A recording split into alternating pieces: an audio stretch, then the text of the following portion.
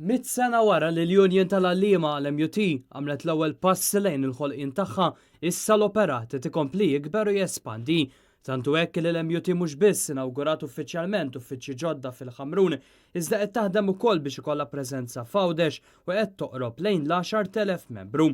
Fl-inawgurazzjoni tal-uffiċċji l-ġodda l-Arċisqof Charles J. Xikluna iddiskriva lill-MUT bħala raġġ ta' dawl f'mumenti ta' dlam e kif kienet attiva f'avvenimenti bħal ġlieda għal demokrazija ħilsa. Net News tkellem mal-President tal-MUT Marco Bonici dwar dak li għaddej fih dan il-Union tal-Għalliema. L-MUT hija Union attiva, għadha attiva u tibqa' attiva fuq diversi fronti u essenzjali li nkomplu il-ħidma minn issa l-qudiem. Se titwaqqaf ukoll il-Fondazzjoni Satar, imsemmija wara r-rivista tant popolari li akkumpanjat għexieren ta' eluf ta' studenti matul is-snin skolastiċi tagħhom.